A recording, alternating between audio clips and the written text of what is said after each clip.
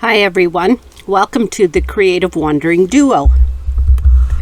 My name is Sandra Fisher, and today I'm bringing you a video on quilting a client's quilt. Here I am stay stitching the quilt top down. I've run a straight line across to begin with, and I've lined up the quilt against that. So I'm basting this down now,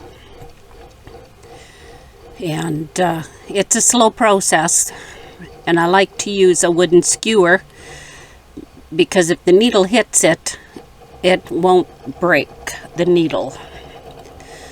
The skewer will just splinter. And yes, parts of this I will have sped up, otherwise we'd be here forever to get through this video.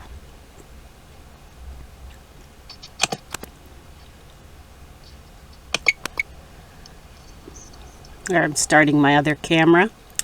Now what I'm doing is I'm going to be checking my tension and make sure that the bottom tension, bobbin tension, and the top tension are working very well. And this is why a lot of longarmers like to have the extra on the sides of your quilt, because it gives us room to check the tension properly on the batting and the backing, and we try and find fabric that is similar to what you've used in your quilt, so that everything is very much the same. A lot of different things can affect your tension.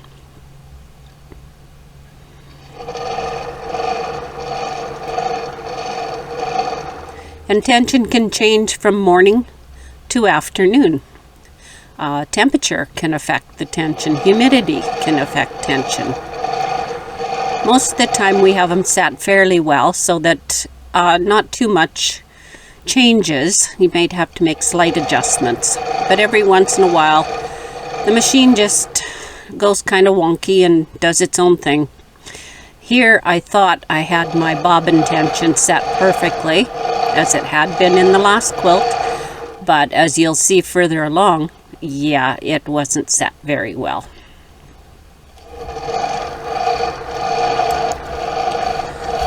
And you want to do back and forth lines so that you can check your points and circles. You can feel if the tension is working out properly. If it goes click, click, click under your nail, you know that you've got to loosen off the top tension because you're pulling your bobbin thread to the top. And if you're in your points, the bobbin tension is coming out, again, you've got to loosen that top tension off. That is, if your bobbin is set correctly. And obviously, the bobbin thread is coming up to the top.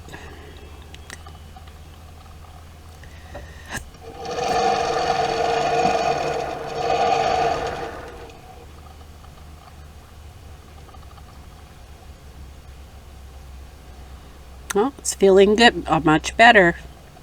So I am going to stop there.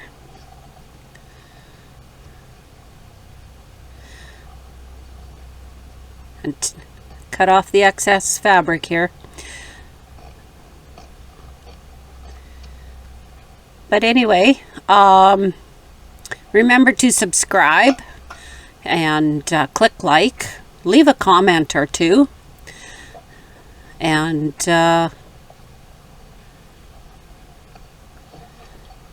hopefully you enjoy the process.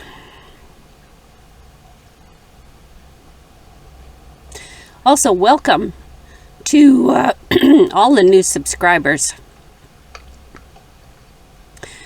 And we should be rolling the intro here pretty soon.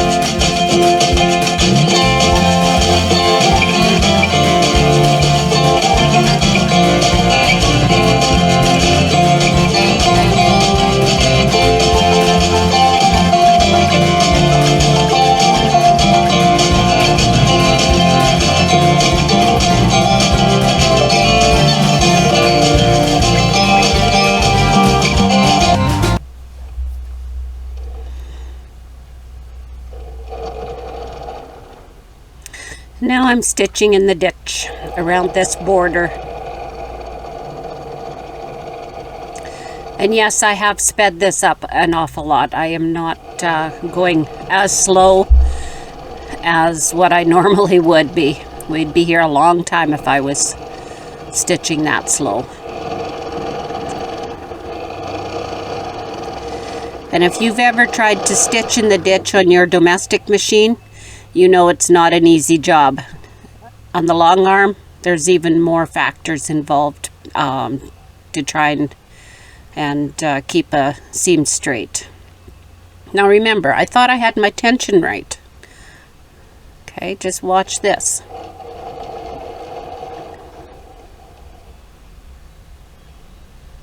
Snip those threads.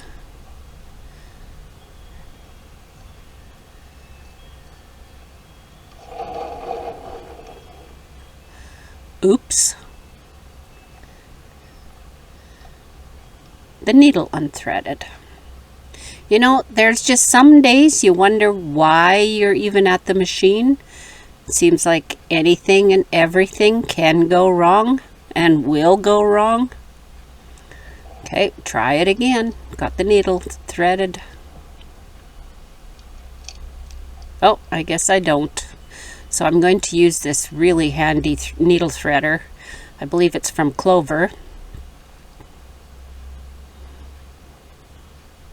Anybody who's got vision problems, that is the handiest little tool to thread needles with.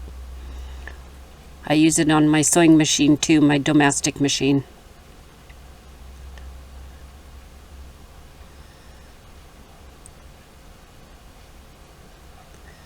Okay, let's try this again. Pulling up the bobbin thread.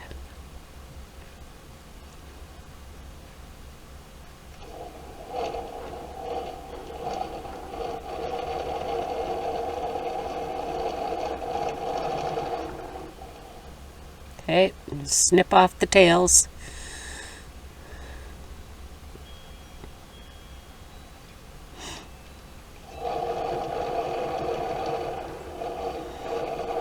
Well, maybe we should check this tension, see how well it's doing. Oh, look at that. It just pulled right out of the seam. All that sewing I did. Not good. Off we go to check that tension again.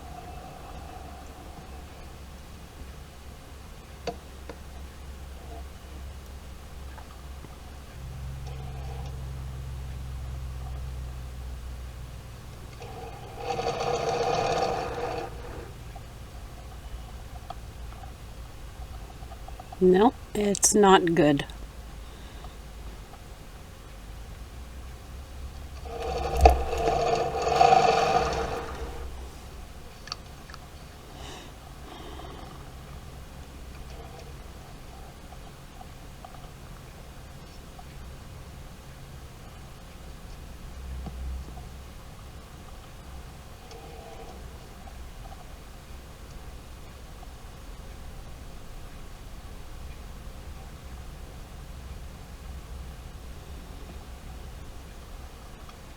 So we're going to take the bobbin out and see if it is got the correct tension. Get my bobbin screwdriver, tighten it up, test. Nope, still too loose. Tighten it some more. Remember, lefty loosey, righty tighty. Still too loose. Tighten it a little bit more. You do this in very, very small increments. Okay, that's looking a bit better. Well, I'll try it.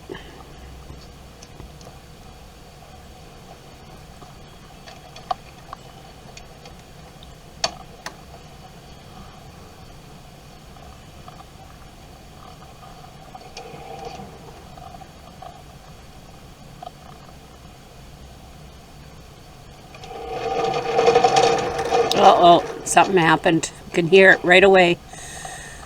Yeah, something happened in the bobbin. Something wasn't quite right. looks like we had a knot under there. Too many threads coming out of that hole, see that?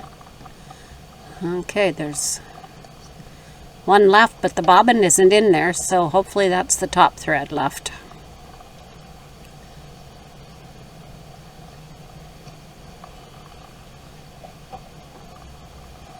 Let's check and make sure that bobbin's threaded properly. Yeah, it is. Okay. Well, we'll put it in there again. Try it again.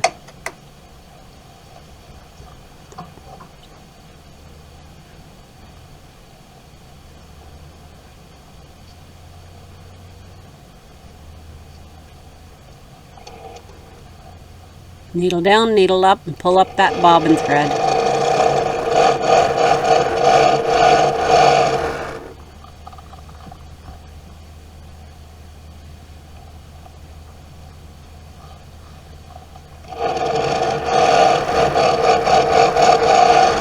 I think it's a little bit better, but still not 100%.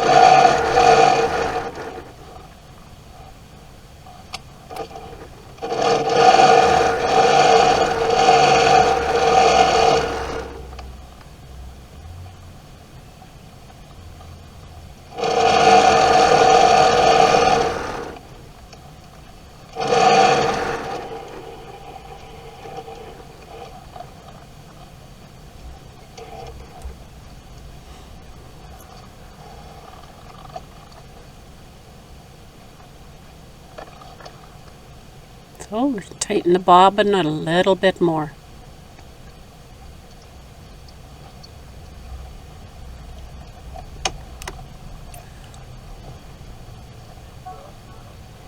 Yes, that other piece of fabric was well stitched down, so we're going to put in some new stuff.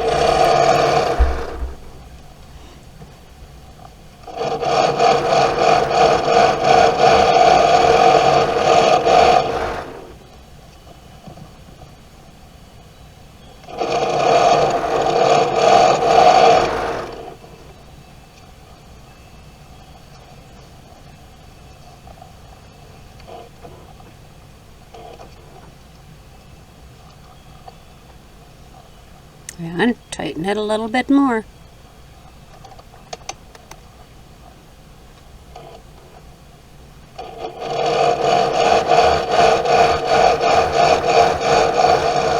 Getting the tension right in any machine takes time, and you have to have patience.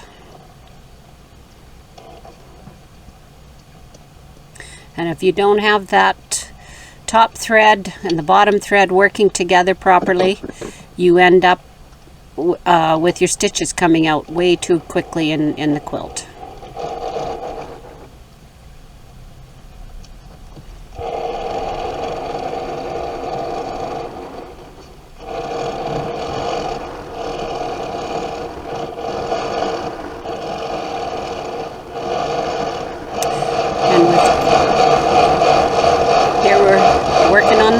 Yes, I do have this sped up quite a bit. I don't stitch that fast.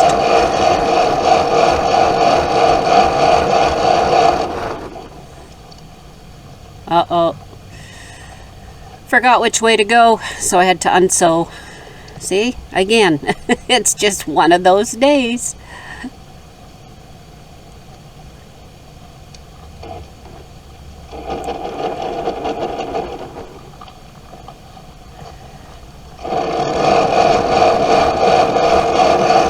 Easy to get confused when you're doing this. You get thinking about something else and forget which way you're supposed to be making that loop.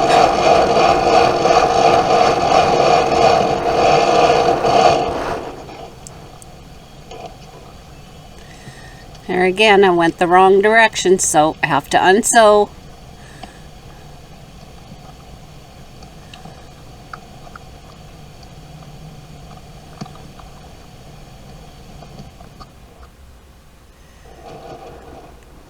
There we go.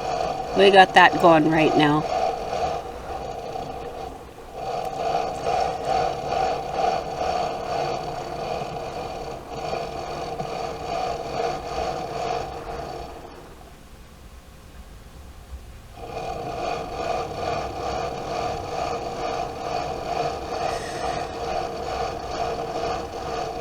I like this design in the borders. To me, it's just a really nice one that you can play with. There's many different ways of doing it, and it's a very easy one to get doing. But again, here we are stitching in the ditch, and that takes practice, practice, practice, practice. As with all free motion long arming, it takes practice.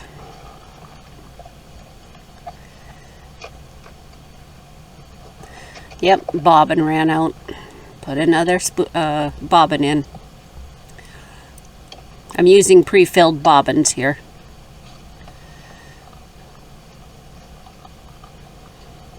I do fill my own, but I've got quite a few pre-filled, and so I'm using them up, and once they're gone, then I will be filling my own bobbins.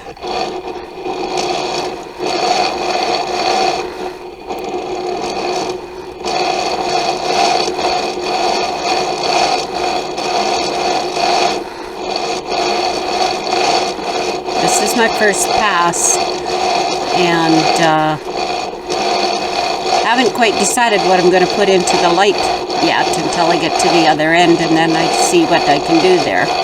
So I end up going over this section 3 times to get it finished.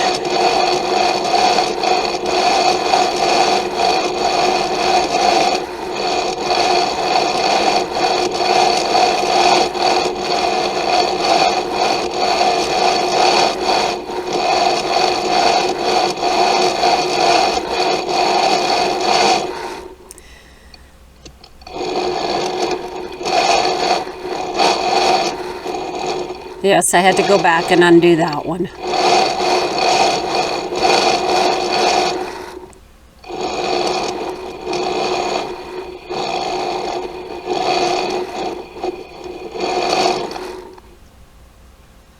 See, there I am.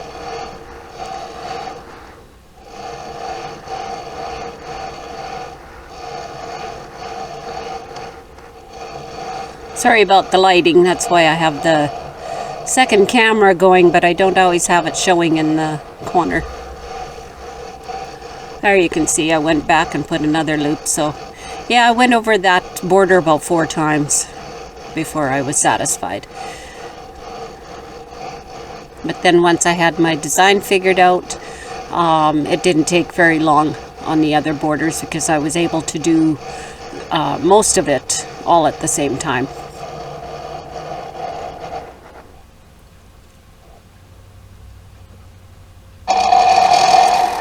Here you can see what I'm doing better. I put the black light on, and then it makes it easier for you to see.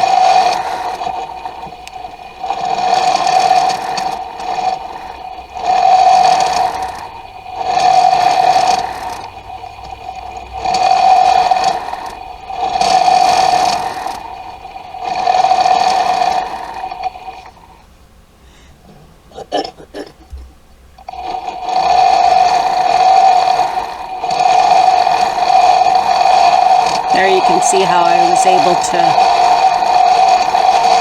cut out one pass on that border.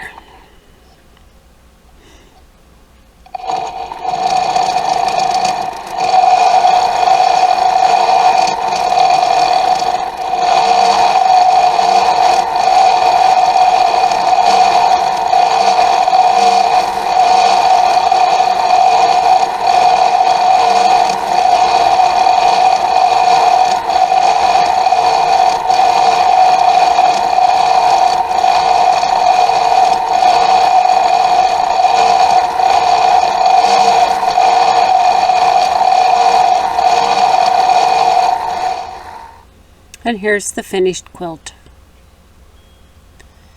It was absolutely beautiful. There was blocks and mixed in with strip sets and blocks of different sizes. It's quite a scrappy looking quilt and very, very beautiful. The owner did a very good job of piecing it, and yes, she was quite happy with it when she came to pick it up. Well, thank you for joining me. Leave a comment again, subscribe, and welcome to all the new subscribers. We appreciate you very, very much. And bye for now. Stay real.